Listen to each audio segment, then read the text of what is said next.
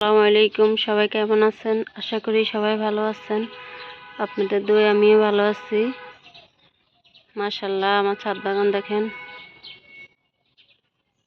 রোদে পুড়ে সব নষ্ট হয়ে গেছিল। এখন একটু একটু বৃষ্টি হওয়ার কারণে আবার গাছগুলা জীবিত হয়ে গেছে। মাশাআল্লাহ, এখন অনেক সুন্দর হয়েছে। সবাই দেখেন, এগুলা সবগুলা মারা গেছিল। পুঁই শাকগুলা অনেকটা আমি কালকে পাতাগুলো ছিঁড়ে নিয়েছিলাম, এখন আরো কিছুটা রয়ে গেছে।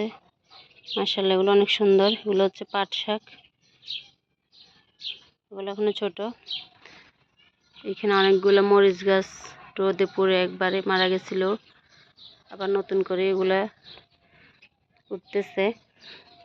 মিষ্টি কুমড়া গাছ, এটা হচ্ছে গাঁদা ফুলের চারা। এখানে একটা কলি আসছে, এখানে গাঁদা ফুল। এই গাছগুলা সব মারা গেছিল, এখন নতুন করে আবার উঠতেছে। এখানে কলমির শাক। এখানে আমার লেবু গাছটা, সবাই মাশাআল্লাহ বলবেন, আমার লেবু গাছটার জন্য দোয়া করবেন সবাই। এটাও অনেকটা শুকিয়ে গেছিল আমি না থাকার কারণে, এখন নতুন করে আবার ফল ফুল দুটোটাই আসতেছে। সবাই আমার গাছগুলোর জন্য দোয়া করবেন। এখানে অনেকটা মরিচ পাকতেছে, এগুলা কালো হয়েছে। এখানে অনেকগুলো মরিচ ছিল গাছগুলোর ভিতরে, সব মারা গেছে। এগুলো মারা গেছে, এগুলো আবার নতুন করে হইতেছে। এগুলো ছোট মরিচ। এখানে পাট শাক, এখানে মরিচ, আরেকটা মরিচ গাছ। এটা হচ্ছে অ্যালোভেরা, এটা হচ্ছে পুঁই শাক। গাছগুলো আবার নতুন করে উঠতেছে। এখানে কিছু বরবটি লাগানো হয়েছে।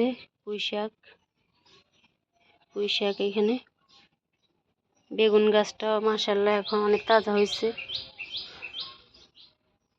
এগুলো সব শুকিয়ে গেছিল আমি না থাকার কারণে। ছোট ভাই আসি অনেকবার পানি দিয়ে গেছে, কিছুই হয় নাই।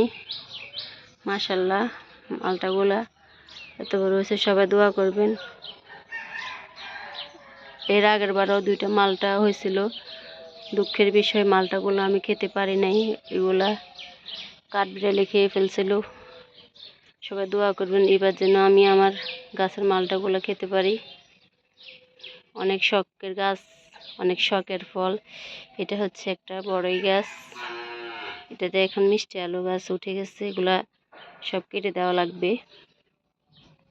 এই সফেদাগুলা আজকে 1 বছর, এখনো বড়ই হইতেছে। কবে জানি বড় হবে তাও জানি না। আর কিছুটা ফুল আসতেছে আবার নতুন করে। এটা হচ্ছে আমার ছাদ বাগান, নিজের হাতে লাগানো শখের একটি বাগান। এগুলো আমার শখের বাগান।